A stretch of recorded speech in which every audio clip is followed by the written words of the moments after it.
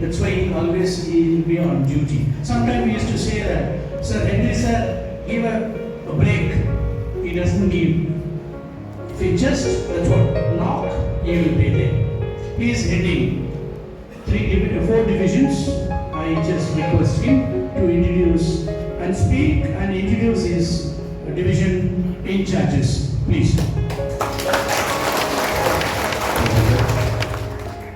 Good afternoon, everybody. Respect Chief, additional joints, DAs and friends. It's been 23 years plus, like what Mr. Nataraj said, and it's the same year that we have joined, and we have put on so much of service as what Dr. Sangaraj said. Sir, what you said is right. Sometimes they used to call me 24/7 warden. 24/7 warden? Yes, I have no regrets in getting, but either way, it's for the service that we have joined. We have joined for a thankless service. I think you can understand, right? We don't need any kind of rewards. Let's put our services. So, I think all of you have seen 3 colors in the signal light, right? What are the 3 colors? The first one is red and green.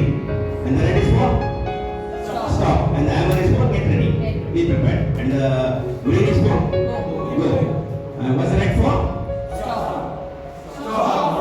When there is no police, somebody said go. What? Now you want to keep that in mind. Now you need to keep that in mind. Your orders, no go. You see red?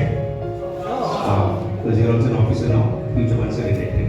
Now I am heading 4 divisions. That is White Wing. Mr. Veeratharaman was here. I think he's gone out for something. He's got a small meeting, so he's going to come back. And I do have Mr. Paresh. Paresh is an industrialist. And his father owned a fleet of, there are owners of a lot of things. So he is heading southeast. And Pulimau, Sipisa, he's got some other personal work, so he couldn't come over here. So he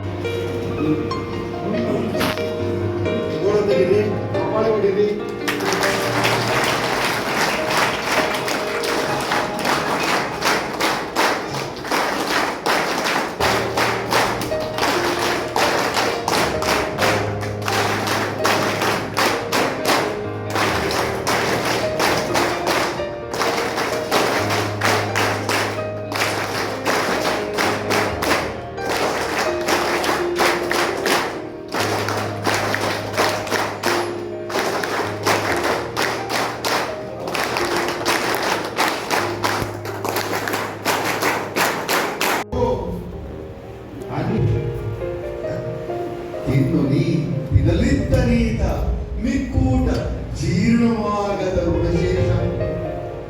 ನಾವು ಊಟ ಮಾಡಬೇಕಾದ್ರೆ ಇವತ್ತು ಹೋಗ್ಬಿಟ್ಟು traffic ವಾರ್ಡನ್ನ ಇವತ್ತು ಎಷ್ಟು ಒಳ್ಳೆ ಕೆಲಸ ಮಾಡ್ತಿದ್ದೀವಿ ಅಂತ ತಿಂದರೆ ಆ ಅನ್ನ ನಮಗೆ ಅಮೃತವಾಗ್ತದೆ. ಅದಕ್ಕೆ ನಾವು ಅರ್ಹರಾಗಿರ್ತೀವಿ. ನಾನು ಸಂಪಾದನೆ ಮಾಡಿ ತಿಂತಾ ಇದ್ದೀನಿ, ಕಿತ್ಕೊಂಡ್ಬಂದಿದ್ದಲ್ಲ ಅಂತ. ಮೈ ಡಿಯರ್ ಫ್ರೆಂಡ್ಸ್, ಬಸವಣ್ಣನವರ ಒಂದು ವಚನ ಇದೆ ಗೊತ್ತಾ? ಕಳಬೇಡ ಕೊಳಬೇಡ. ಯಾರು ಬರ್ತಾವ? ಯಾರು ಬರ್ತಾರೆ? ಕಳಬೇಡ.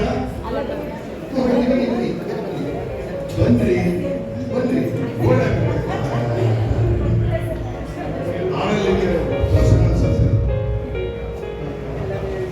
ಕಳಬೇಡ ಕೊಲಬೇಡ ಕಳೆ ಕಳಬೇಡ ಕಳಬೇಡ ಕೊಲಬೇಡ.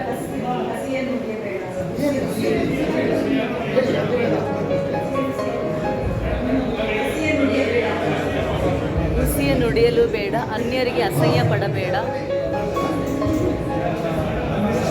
ಕನ್ನಡ ಕಳಬೇಡ ಕೊಲಬೇಡ, ಹುಸಿಯ ನುಡಿಯಲು ಬೇಡ, ಕೊಲಬೇಡ, ಬೇಡ, ತನ್ನ ಬೆಳೆಸಬೇಡ, ವಿದುರ ಅಳೆಯಲು ಬೇಡ. ಇದೇ ಅಂತರಂಗ ಶುದ್ಧಿ, ಇದೇ ಬಹಿರಂಗ ಶುದ್ಧಿ. ಇದು ಸರಿ. ರಶೀದ್ ಅವರು ಹೇಳಿದ್ರು, ನಾನು ಹೇಳ್ತೀನಿ ತಪ್ಪಾದ್ರೆ ಕರೆಕ್ಟ್ ಮಾಡಿ. ಕಳಬೇಡ ಕೊಲಬೇಡ, ಹುಸಿಯ ನುಡಿಯಲು ಬೇಡ, ಇದು ಅಳಿಯಲು ಬೇಡ, ತನ್ನ ಬಣ್ಣಿಸಬೇಡ, ಅನ್ಯರಿಗೆ ಅಸಹ್ಯ ಅನ್ಯರಿಗೆ ಅಸಹ್ಯ ಪಡಬೇಡ, ತನ್ನ ಬಣ್ಣಿಸಬೇಡ.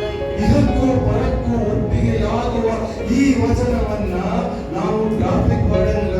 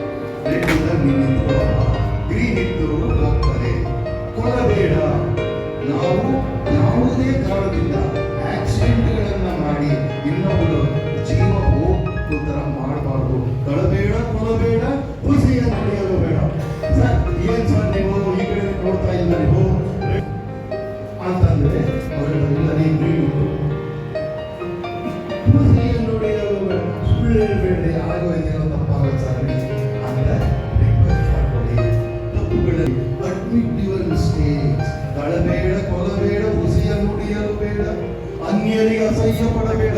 ಅನ್ಯರಿಗೆ ಅಸಹ್ಯ ಅಂತಂದ್ರೆ ಇದು ಸ್ವಲ್ಪ ಮಾರ್ಪಾಟ್ ಮಾಡಿ ನಾವು ದೊಡ್ಡ ಗಾಡಿನಲ್ಲಿ ಹೋಗ್ತಾ ಇರ್ತೀವಿ, ದೊಡ್ಡ ಲೇಲ್ಯಾಂಡ್ ಬಸ್ ಇರ್ಬೋದು, ಲಾರಿ ಇರ್ಬೋದು, ಅಥವಾ ಬೆನ್ಸ್ ಕಾರ್ ಇರ್ಬೋದು. ಪಾಪ ಇನ್ನೊಬ್ಬ ಸೈಕಲ್ ರಿಕ್ಷಾನೋ ಏನೋ ತಿಳ್ಕೊಂಡು ಹೋಗ್ತಾ ಇರ್ತಾನೆ, ಅವನು ಬರ್ತಾನೆ, ಅವನಿಗೆಲ್ಲ ನಾವು ಏನ್ ಮಾಡ್ತಾರೆ ಹೊರಪಕ್ಕೆ ಅಂತ ಅವನನ್ನ ಅನ್ಯರಿಗೆ ಅಸಹ್ಯದಿಂದ ಅವನನ್ನ ನಾವು ಮಾತಾಡಿಸ್ತೀವಿ. ಹಾಗೆ ಮಾಡೋದು ಬೇಡ, ತನ್ನ ಬಣ್ಣಿಸಬೇಡ. ಪಾಪ ರಶೀದ್ ಅವರು ಸ್ಟಾಪ್ ಮಾಡ್ತಾರೆ, ಏನ್ರಿ ಅಷ್ಟೊಂದು ಮಿಸ್ಟೇಕ್ ಮಾಡಿದಾರ ನೀವು ಅಂತಂದ್ರೆ ನಾ ಯಾರು ಗೊತ್ತಾ, ನಾನು ಹೇಳ್ಬೋತೀನಿ ಕಾರ್ಪೊರೇಟ್ ಜೊತೆಯಲ್ಲಿ ಗಮನಿಸೋದಿಲ್ಲ. ಈಗಿರು ಕಳಿಯಲು ಬೇಡ. ಪಾಪ ನಾವು ಹೋಗ್ತಿರ್ಬೇಕಾದ್ರೆ ರಸ್ತೆಯಲ್ಲಿ ಏನಾದ್ರೂ ಒಂದು ತಪ್ಪಾಗುತ್ತೆ, ಅಪಘಾತ ಆಗುತ್ತೆ, ತೊಂದರೆ ಆಗುತ್ತೆ.